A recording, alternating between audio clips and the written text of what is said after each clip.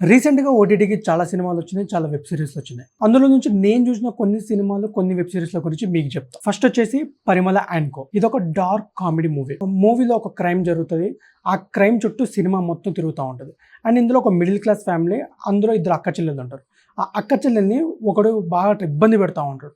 వాడిని చంపేద్దామని family fix అవుతుంది. తర్వాత తెలియకుండా ఆ విలన్ ఎవరో చంపేస్తారు. సో ఈ ఫ్యామిలీ చంపిందా, ఇంకెవరైనా చంపారా అనే దాని గురించి సినిమా మొత్తం నడుస్తూ ఉంటుంది. స్టార్టింగ్ నుంచి ఎండ్ వరకు కూడా ఎక్కడ కూడా బోర్ కొట్టకుండా మూవీ చాలా బాగా హ్యాండిల్ చేశాడు. అండ్ ఫస్ట్ ఆఫ్ ఆల్ నాకు బాగా నచ్చింది కామెడీ అండ్ స్క్రీన్ ప్లే. ఈ మూవీ చూడడానికి లైన్ చిన్నగా ఉన్నా కూడా ఎగ్జిక్యూషన్ చాలా బాగుంటుంది. ఎక్కడైతే స్టార్ట్ అవుతుందో అక్కడే ఎండ్ అవుతుంది కూడా. కామెడీ ఎక్కడ కూడా డిప్ అవ్వదు. ఎక్కడన్నా చిన్న చిన్న ల్యాగ్స్ వచ్చినా కూడా ఆ కామెడీ కవర్ చేసుకుంటూ వెళ్తూ ఉంటుంది. ఫ్యామిలీస్కి ఈ మూవీ బాగా నచ్చుతుంది కూడా.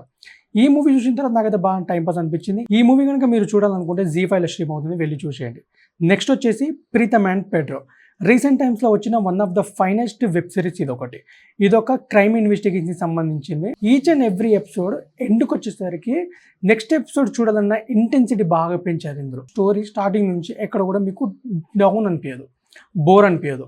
సో ఫ్లోలో వెళ్తూ ఉంటుంది. ప్రతి ఎపిసోడ్ కూడా ఒక కొత్త ఎక్స్పీరియన్స్ ఇస్తూ ఉంటుంది. ఈ సిరీస్ మీరు చూడాలనుకుంటే జియో హాట్‌స్టార్లో స్ట్రీమ్ అవుతుంది, వెళ్ళి చూసేయండి. నెక్స్ట్ వచ్చేసి 'సూపర్ సుబ్బు'. మన సందీప్ కిషన్ యాక్ట్ చేసిన web series. Sandeep Kishan movies వచ్చి చాలా రోజులైంది. అలాంటి గ్యాప్ వచ్చిన తర్వాత ఎలాంటి అవుట్పుట్ వస్తుంది అనుకున్నా కానీ ఇలాంటి ఒక వెబ్ సిరీస్ ట్రై చేయడం అనేది మంచి అటెంప్ట్ అని చెప్పాలి. సిరీస్ వచ్చేసి సెక్స్ ఎడ్యుకేషన్ గురించి. అండ్ ఇందులో కామెడీ ఉంటుంది, మెసేజ్ ఓరియంటెడ్ సిరీస్ కూడా ఇది. ఈ సిరీస్లో కూడా మన సందీప్ కిషన్ యాక్టింగ్ మాత్రం చాలా బాగుంటుంది.